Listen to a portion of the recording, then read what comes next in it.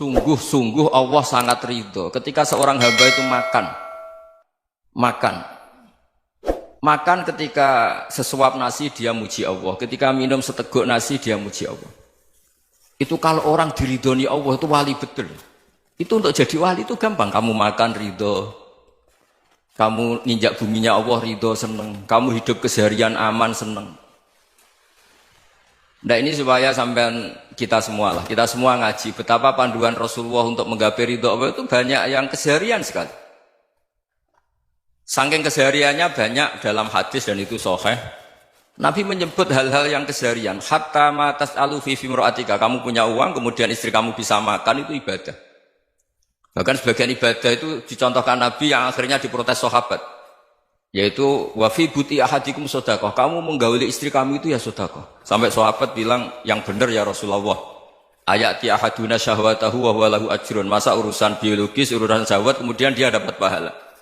Nabi menjawab, alaysa lawadhu'aha fi haramin akana alaihi wisrun. Bagaimana kalau dia meletakkan ke yang tidak benar itu kan dosa. Nah, hal-hal seperti ini yang saya ingin teman-teman semua. Saya juga agak ingin ngaji demi Anda juga agak ingin. Itu dosa sekali ngaji kok pesanan kelompok tertentu itu enggak boleh. Islam itu untuk semua. Jadi ya cuma karena di depan saya jenengan ya seakan-akan jenengan korbannya. Itu ada ilmunya dalam usul fikih itu. Jadi orang itu harus ngaji usul fikih. Nama yang disebut, mungkin Mas Sufyan masih ingat zaman ngaji usul fikih. Nama yang disebut itu tidak jaminan sebagai prioritas perintah. Jadi misalnya gini, kebetulan yang di depan Nabi itu Abu Dzar. Nabi ya bilang, ya Abu Dzarin ini uhibbuka misalnya, atau ya Mu'ad ini muhibbuka, atau ya Abu Hurairah ini uhibbuka misalnya.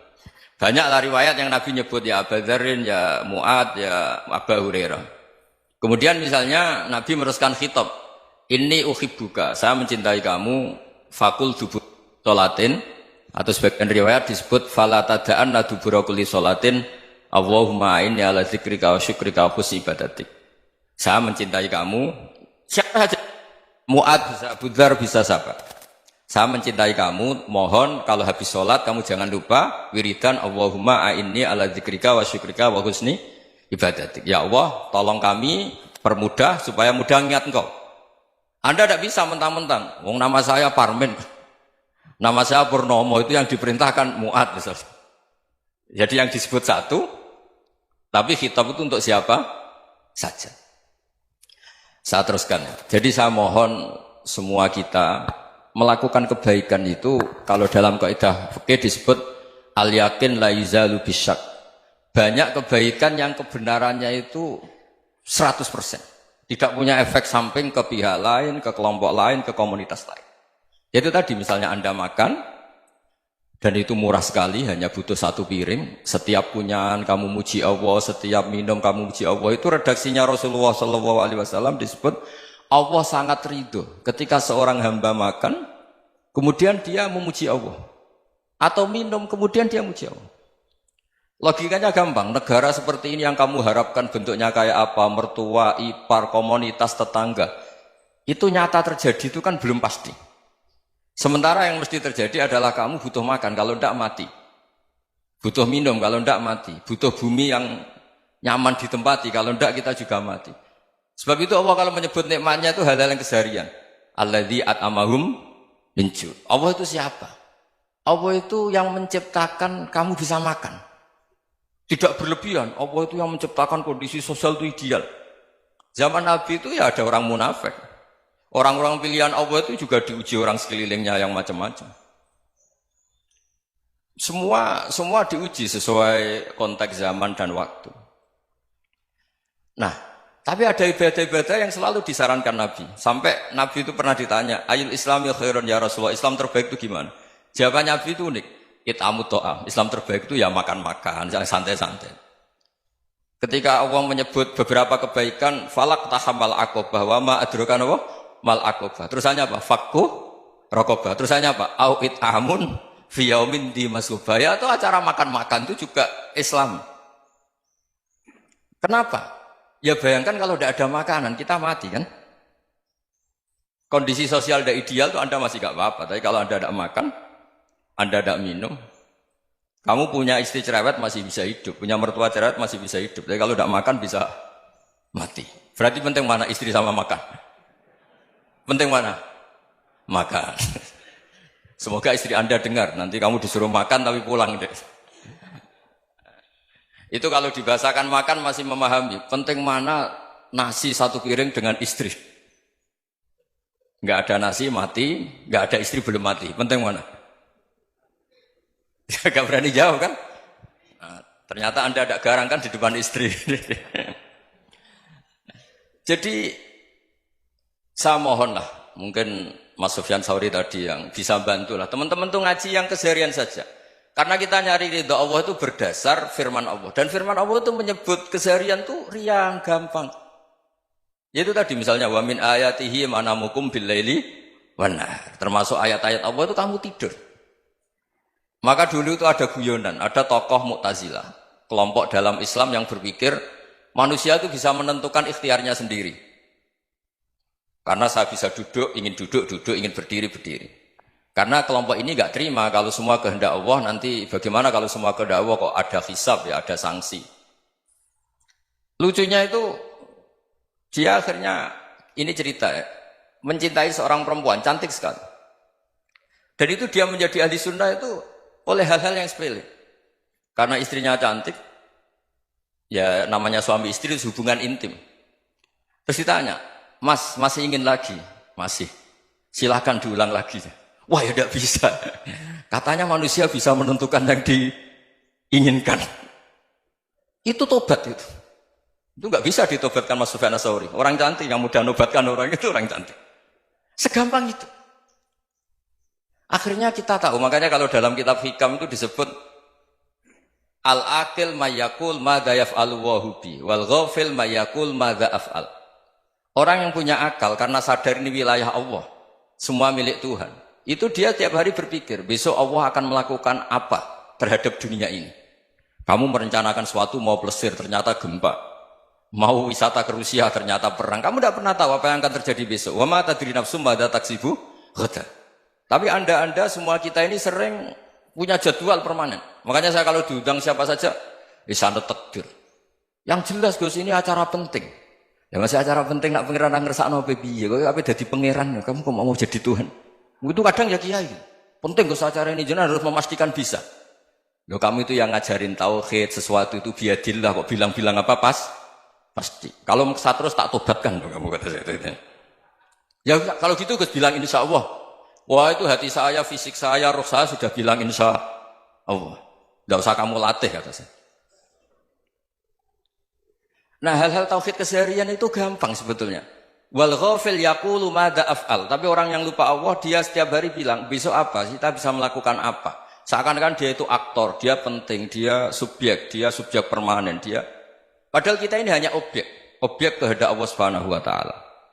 Karena kita yakin sesuatu yang terjadi di alam raya ini kita tidak bisa apa-apa. Makanya saya sering ngaji, sering bilang saya, ketika Anda mensifati Allah, dia yang menghidupkan. Sudah itu tanamkan, sehingga ketika kita mati, santai saja. Kenapa santai?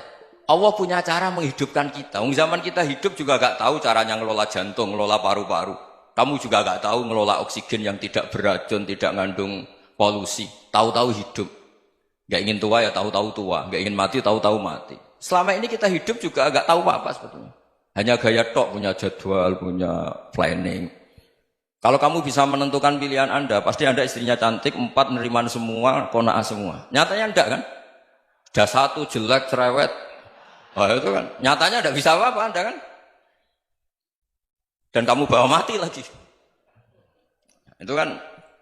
Istri Anda juga gitu, punya keinginan, punya suami yang ganteng, yang jabat, yang riman, yang enggak poligami.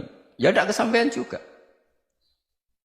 Kalau kita ngitung tingkat kegagalan kita itu gagal terus. Ya kan? Nah, terus ingat Allah. Madza yaf'alu wa hubi. Orang yang punya akal selalu berpikir Allah itu menghendaki apa terhadap saya. Lalu sama-sama orang ngelihat orang yang serius, itu kata Anda itu pemikir berat, serius, senang punya tokoh yang merengut karena kamu anggap serius. Tapi sebagian orang anggap orang yang serius itu wong merengut, wong masam, wong muka kok ditekuk. Jadi sama itu hati ya muqallibal qulub tsabbit qalbi ala dinik, karena kita enggak tahu cara berpikir kita tentang orang lain, tentang sekeliling kita. Misalnya kita orang baik yang jenis ngurmat fakir miskin. Ada orang bangun masjid mewah itu janggal. Apa artinya masjid mewah kalau banyak orang kelaparan? Tapi kalau yang jenis pendidikan, apa artinya masjid mewah kalau tidak bisa ngaji? Nanti yang jenis infrastruktur, apa artinya ini kalau semuanya punya sudut pandang yang berbeda-beda. Dan Islam mengapresiasi semua kebaikan. Tapi katakan semua kebaikan itu adalah kehendak Allah Subhanahu wa taala. Karena apapun baik Anda itu pakai fasilitas yang diberikan oleh Allah Subhanahu wa taala. Sehingga ini yang disebut qulillah tsumma darhum fi khawdihim yal'abun. Ya kembali tadi ke tema-tema bahwa keseharian Anda ini sudah Islami. Saat Anda tidak bisa melakukan apa saja. Saya sering ada jenazah, biasanya kalau tetangga meninggal saya sering disuruh ngelepas. Saya bilang orang ini baik. Karena sering ngelamun di rumah, sering nganggur di rumah. Ditanya sama anaknya, kenapa Gus nganggur baik? Ya kalau dia nganggur artinya juga agak berbuat sesuatu yang maksiat kan? Ya kan? Orang nganggur di rumahnya ya tidak bunuh orang, tidak maling, tidak korupsi, ya namanya nganggur di rumah. Lah cuma istri cara pandang nganggur gak menghasilkan uang itu. Tapi juga gak menghasilkan kriminal kan. Jadi sebenarnya Islam itu cara, makanya kalau sampai ngaji usul fikih itu ada kitab usul fikih, namanya Lubul Usul, itu terkenal sekali di pesantren itu. Itu kalau ngapresiasi keseharian itu luar biasa. Izma min mubahin illa wa yatahaqqaqu bihi tarku haramimma. Karena keseharian yang mubah saat Anda lakukan itu ada kehebatan yang luar biasa, yaitu meninggalkan haram. Makanya dulu banyak orang-orang alim ketemu temannya itu guyon sampai semalaman. Itu biasanya yang semangat Islam itu kiai kok tidak tahajud, kiai kok tidak witir. Orang yang sedang mapan uangnya banyak, malam itu tidak kelayaban itu sudah luar biasa. Melawan nafsu supaya tidak maksiat itu sudah luar biasa. Supaya lupa guyon sama temannya semalaman sampai subuh. Gejolak-gejolokan ngenang zaman miskin, zaman kuliah nggak jelas, zaman apa. Melihatnya jangan tarkut tahajud. Seperti ini meninggalkan tahajud, tapi meninggalnya ini talkul muharramat. Jadi kayak apa hebatnya? Sehingga Imam Ghazali punya riwayat yang agak unik. Hatta takuna ibadatu akhiri hadil ummah iku an-naum. Sehingga suatu saat ibadah terbaik umat ini itu tidur. Itu kan riwayat kontroversi. Ketika Imam Ghazali tanya, kenapa iya? Kenapa kamu mulai keluar dari rumah itu sudah banyak maksiat, melihat perempuan yang enggak mahram, melihat fenomena. Tapi kalau kamu tidur itu enggak melihat apa-apa. Tapi juga kamu jangan nganggap tidur itu ibadah betul. Saatnya melakukan fardu ain malah masih tidur. Tapi itu sudut pandang yang menjadikan kita Islam itu gampang. Jadi saat Anda tidak bisa aktivitas apa-apa, misalnya ada beberapa orang yang lumpuh. Lumpuh itu memang enggak bisa Jumatan, enggak bisa ibadah, tapi dia juga enggak bisa maksiat. Tidur itu memang Anda saat itu tidak bisa tahajud, tidak bisa witir, tapi saat itu ada zina, ada maling, tidak gosipkan orang, tidak bully orang, tidak menanamkan kebencian, tidak hasud. Sehingga tidur menurut Allah Ta'ala wa min ayatihi manamukum billaili apa? Wan-nahar. Karena di tidur itu selain ada unsur istirahat, jaga kestamina, juga ada unsur meninggalkan beberapa keburukan. Nah saya mohon ibadah yang keseharian ini kita jaga.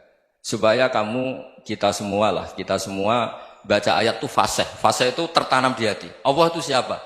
Alladzi at'amahum min ju'i wa amanahum min khauf. Dan Allah kalau cerita di Quran itu anna sababnal ma'a sabba tsumma syaqqaqnal ardha wa syaqqa fa ambatna fiha habba wa inaba wa qadba wa zaituna wa nakhla wa hada'iqa hulba. Kamu tahu saya ini siapa kata Allah? Saya ini adalah Tuhan yang menurunkan air, kemudian ada tanaman banyak. Habba wa inaba wa qadba, ada zaitun, ada tin, kalau orang Jawa mungkin ada tela, ada padi, ada mangga, ada pisang. Sudah. Wa inaba wa zaituna wa nakhla wa hada'iqa hulba, ada perkebunan yang lebat. Tujuannya apa? Mata Allahkum, silahkan kamu pakai, kamu nikmati. Tapi karena kadang kita ini punya ide-ide besar. Tadi untuk syukur saja nunggu punya istri riman, rumah baik, tetangga baik, komunitas baik, semuanya baik baru syukur. Lama-lama nanti ada di surga, syukurnya nunggu surga paling kelas A. Itu sudah ada yang menghuni Rasulullah, kamu nggak boleh di situ. Masa untuk syukur saja? Repotnya Masya Allah. Jadi mohonlah Quran yang kalau Anda hafalkan juz amma itu kan ada ayat-ayat yang kayak tadi. Ya, fal yang dzuril insanu ila ta'ami. Coba lihat, Apa yang kamu makan ya? Dari mana? Dan untuk mempertahankan hidup kamu keseharian. Jadi jangan kira ibadah itu harus membentuk komunitas yang versi Anda. Ibadah itu harus yang hal yang mulu-mulu. Kesehariannya Anda alami. Loh ini saya tidak bikin-bikin. Saya ngaji bukan karena berdasar pesanan. Itu ayat yang saya baca kan betul ada ayatnya kan. Fal yang dzuril insanu ila tu'ami. Anna soba benal ma'ah soba. Thumma syaqaqnal ardo syaqqa. Fa'ambasna fiya habba wa inabau wa qadba wa zaitunaw wa nakhla wa hadaika khulba. Terusannya apa? Mata'al lakum. Silakan kamu nikmati. Mata itu silakan kamu nikmati. Ya kayak sampean dikasih hidangan ya makan. Ya sudah makan. Habis makan ya minum. Habis itu ngantuk ya tidur. Ya sudah normal-normal saja. Kayak apa indahnya Islam. Tapi Anda mencari Islam yang gimana lagi? Nah itu yang diajarkan guru-guru kita, diajarkan sanad kita sampai Wali Songo, sampai Rasulullah SAW. Bahwa pada akhirnya ada jihad, ada perang. Itu dulu memang perang, bukan membunuh. Beda. Dulu kita dijajah Belanda ya perang. Dan itu normal karena kita dijajah. Jadi ketika orang lain ingin baik sama kita, wa in ahadum minal musyrikin astajaroka ya fajirhu hatta yasma'a kalam Allah. Kalau mereka ingin baik ya kita baik. Makanya ada istilah musta'man, mu'ahad. Kalau mereka ingin damai, berdampingan dengan kemajmukan ya itu yang lebih baik. Karena memang Islam menghormati proses perdamaian. Wa in janahu lis-salmi ya fajnah lah. Kalau ingin damai ya kita harus